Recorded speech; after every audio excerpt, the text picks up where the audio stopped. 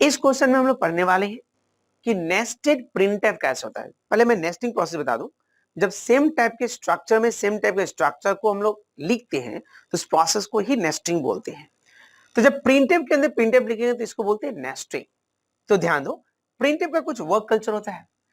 Printf में क्या होता है कि प्रिंटफ में अगर फॉर्मेट स्पेसिफायर है तो पहले उसका एसोसिएशन करेंगे उसके आउटसाइड वैल्यू से, ठीक है। उसका वर्क कैसे होगा, राइट टू लेफ्ट। तो जैसे मान लीजिए इस प्रिंटफ के अंदर जाते हैं तो इस प्रिंटफ के अंदर एक परसेंट डी है, तो ये बोला अपने आउटसाइड से एसोसिएट करेंगे। इसके आउटसाइड में देखो मैंने एक प्रिंटफ लिखा है, एक प्रिंटफ लिखा है, तो ये परसेंट डी क्या हो जाएगा, इस प्रिंटफ से एसोसिएट हो जाएगा। ओके, अब इसके बाद हम लोग का वर्क कैसे होता है, राइट टू लेफ्ट। तो अब जब ये एसोसिएट हो गया तब ये प्रिंटफ का भी वर्क होगा।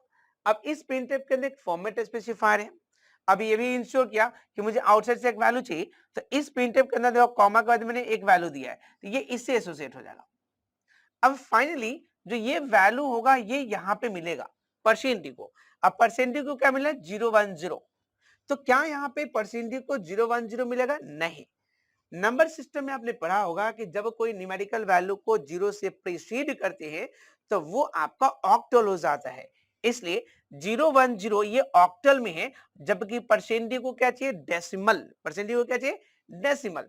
तो पहले ये आपको परसेंटेज इसको ऑक्टल को डेसिमल में कन्वर्ट करेगा। तो अगर हम कन्वर्ट करते हैं तो 0 तो ऑक्टल का साइन हो गया, तो हम लोग ये करेंगे 1 इंटू, ये इंडेक्सिंग होता है 01 ऐसे। तो यहाँ पे 1 इंटू 8 के पावर 1 प्लस 0 इंटू 8 के पावर 0। आई होप कि आप लोग जानते होंगे कि ऑक्टल टू डेसिमल कन्वर्ट कैसे होता है। तो डिजिट इंटू बेस, ऑक्टल का बेस 8 होता है, 8 के पावर, ये पोजीशन क्या है 1, लिख दिया हमने, 0 1 ऐसे पोजीशन होता है, 0 इंटू 8 के पावर 0। अब ये हो जाएगा 8 प्लस 0, यानी क्या हो जाएगा 8। तो यहाँ पे एक्चुअली जब 010 डिस्प्ले किया ना तो यहाँ परसेंटेज को क्या मिला, यहाँ पे 8 मिला, 010 नहीं, क्या मिला होगा 8। अब ये प्रिंटफ क्या करेगा, आपको डिस्प्ले कर देगा इसको जो वैल्यू मिला, इसको वैल्यू मिला 8, तो ये 8 डिस्प्ले कर दिया, 8 क्या कर दिया, डिस्प्ले कर दिया। उसके बाद प्रिंटफ जब वैल्यू डिस्प्ले कर लेता है तो उसमें कितना कैरेक्टर है काउंट करके रिटर्न करता है। तो इसमें एक कैरेक्टर है तो रिटर्न किया, तो इसके द्वारा रिटर्न किया वैल्यू कहाँ रिसीव होगा, इसके द्वारा रिटर्न किया वैल्यू हम लोग यहां रिसीव कर रहे हैं। तो यहाँ पे आपको क्या आ जाएगा 1, बिकॉज क्या डिस्प्ले किया 8, तो 8 तो एक ही कैरेक्टर था ना। तो प्रिंटफ जो डिस्प्ले करता है उसमें कितने कैरेक्टर है वो काउंट कर रिटर्न करता है।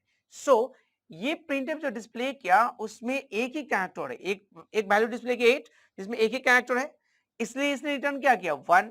अब इसके रिटर्न के वैल्यू आ गया आपको परसेंटेज में यहाँ पे 1, तो यहाँ पे आपको हो गया 1।